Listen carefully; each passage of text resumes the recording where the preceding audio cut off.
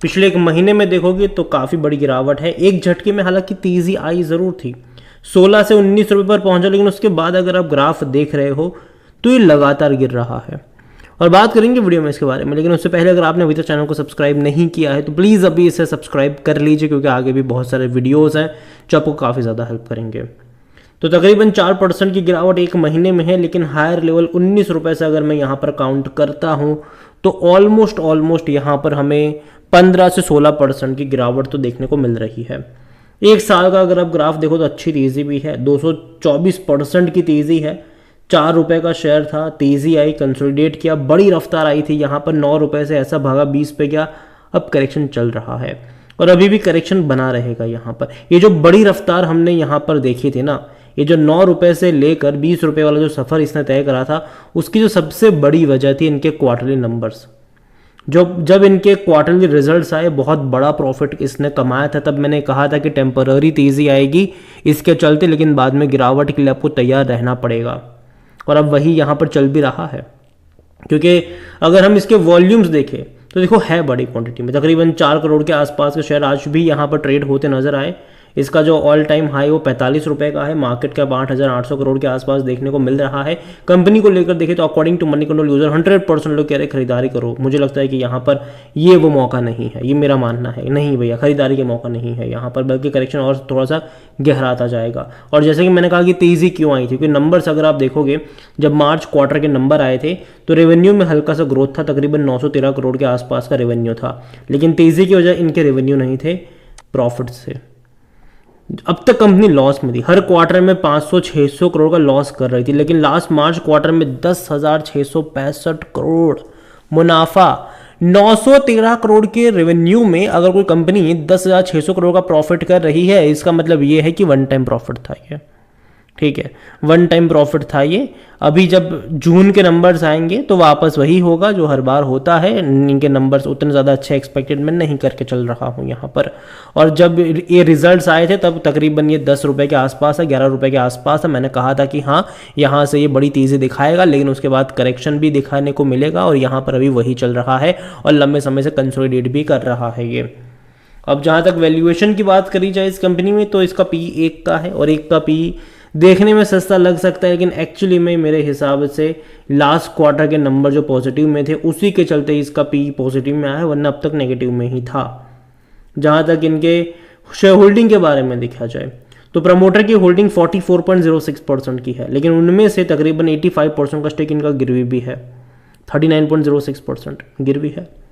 Mutual fund के पास 0.08% है, 6.59% domestic institution के पास है, 2.03% एफआईएल्स लेकर बैठे हैं।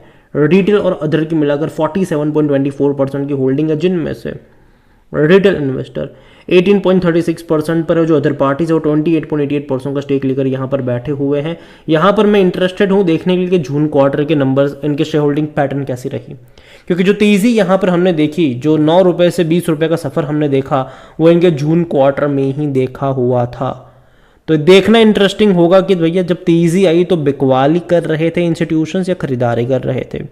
तो जून के नंबर्स देखना काफ़ी ज़्यादा इंटरेस्टिंग होंगे और मैं कहूँगा कि वो देखना ज़रूर रहेगा यहाँ पर कि कैसे नंबर्स होते हैं। देखिए ओवरऑल अगर मैं बात करूँ इस कंपनी को लेकर तो अगेन देखो मैं पहले भी बोल चुका हूँ, मैं अब भी कहूँगा इस कंपनी के बारे में कि यहाँ पर जो मौके बनते हैं वो न्यूज़ के आधार पर, स्विंग ट्रेड के आधार पर बनते हैं यहाँ पर, ठीक है। लॉन्ग टर्म का आउटलुक मुझे अभी भी थोड़ा सा इसका अंधकारमय लगता ज़रूर है, क्योंकि देखिए जिस तरीके से बड़ी पावर कंपनी अपनी कैपेसिटीज़ को बढ़ा रही है उस तरीके से ये कंपनी अपनी कैपेसिटीज़ को नहीं बढ़ा पा रही है। अगर आप इनके रेवेन्यू वगैरह देखोगे पिछले कुछ क्वार्टरों में तो उतने ज़्यादा बढ़े नहीं हैं जितने हमने बड़ी कंपनियों में बढ़ते देखे, चाहे वो टाटा हो या अदानी हो। तो वहाँ पर ज़्यादा पैसा, अब देखो काफ़ी लोग कहेंगे मैं रिलायंस पावर को लेकर भी नेगेटिव था लेकिन उसने अच्छी तेज़ी दिखाई। तो मैंने ये नहीं कहा था कि भैया ये कंपनी मतलब दौड़ेगी ही नहीं। मैंने ये कहा था कि मैं रिलायंस पावर, रतन इंडिया पावर में खरीदारी इसलिए नहीं करना चाहूँगा क्योंकि पावर सेक्टर में मेरे पास ट्रस्टेबल कंपनीज बहुत अच्छी और बहुत ज़्यादा है, उनमें से टाटा भी है, अदानी भी है, ठीक है। और यही मैंने कहा था कि वहाँ पर रिस्क मुझे कम लगता है, रिवॉर्ड ज़्यादा लगता है, जबकि यहाँ पर अगर मैं देखूँ तो रिस्क बहुत ज़्यादा है, ठीक है, रिवॉर्ड के नाम पर उतना कुछ खास नहीं है। तो अगर आप रतन इंडिया पावर का 200% का ग्रोथ अगर आप देख रहे हो तो उसके सामने अगर आप देखोगे अदानी टाटा भी अगर आप देखते हो तो उसने भी भैया पैसा खूब सारा बना कर दिया है, वो भी बिना रिस्क के। यहाँ पर ये रिस्क ज़रूर होता है। अगर आप 5 साल का ग्राफ देखो तो तेज़ी दिखाएगा, फिर एक पिरामिड भी बना देगा नीचे गिरावट की तरफ, फिर तेज़ी दिखाएगा, फिर गिरावट पे मतलब ये दिखा देगा, फिर तेज़ी दिखाई, डेफिनेटली 3 रुपये से 20 रुपये पर गया, काफ़ी अच्छा पैसा बना यहाँ पर। लेकिन ऐसा ज़रूरी नहीं कि भाई लोगों ने 3 रुपये पर खरीदारी भी करी हो। कुछ लोग ऐसे भी होंगे जो 20 पे खरीद के फंस गए होंगे। अब गिरावट यहाँ पर बनी है तो बन रही है यहाँ पर, और फर्दर डिक्लाइन यहाँ पर एक्सपेक्टेड रहेगा। और यहाँ पर अगर मैं इसका ग्राफ ऑब्जर्व करता हूँ तो यहाँ पर कहीं पर भी सपोर्ट लेवल मुझे नज़र नहीं आ रहा है।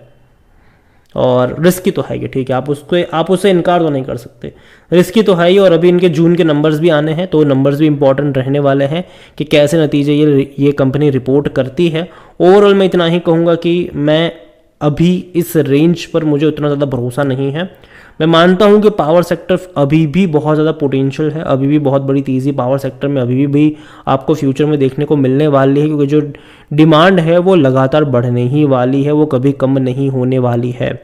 जो पावर डिमांड है, बिजली डिमांड है, वो कभी भी कम नहीं होगी। धीरे धीरे हम इलेक्ट्रिफिकेशन की तरफ जा रहे हैं, धीरे धीरे हम 2 व्हीलर्स 4 व्हीलर्स इलेक्ट्रिक वाले एरा में जा रहे हैं। और ऐसे में जो कंजम्पशन है वो नेक्स्ट लेवल पे आपको देखने को मिलेगा। और अगर जो हैवी व्हीकल्स अगर वो भी इलेक्ट्रिफिकेशन होते हैं तो कंजम्पशन बहुत भारी मात्रा में आपको देखने को मिलेगा। इवन मैन्युफैक्चरिंग में भी इंडिया बहुत तेज़ी से बढ़ रहा है। इवन हाउस होल्ड कंजम्पशन देखो, जितना ज़्यादा इंफ्रास्ट्रक्चर डेवलप होता है उतना ही ज़्यादा कंजम्पशन बिजलियों का भी बढ़ता है। तो कहीं ना कहीं डेफिनेटली कंजम्पशन तो बढ़ेगा, पावर सेक्टर अभी भी अच्छा पैसा छापेगी। लेकिन रतन इंडिया पावर अगर मैं ग्राफ देखूँ तो नीचे की तरफ ज़्यादा मुझे नज़र आ रहा है, मुझे यहाँ पर खरीदारी के आसार नज़र नहीं आ रही है। ये मेरा पर्सनल ओपिनियन है, कोई भी इन्वेस्टमेंट एडवाइस नहीं। वीडियो को यहीं पर एंड करता हूँ। अगर आपको पसंद आया हो वीडियो तो लाइक करें, शेयर करें। चैनल पर अगर पहली बार है तो प्लीज़ सब्सक्राइब करें। और रतन इंडिया पावर के बारे में क्या सोचते हैं वो भी आप मुझे कमेंट में लिखकर बता सकते हैं। इसके अलावा एक और कंपनी है जो ड्रोन के साथ जुड़ी हुई है, ठीक है, ईवी में जुड़ी हुई है। इवन सबसे बड़ा रिटेलर भी है अमेजोन का, वो है रतन इंडिया एंटरप्राइज। 80 रुपये का शेयर है। अगर आप चाहते हैं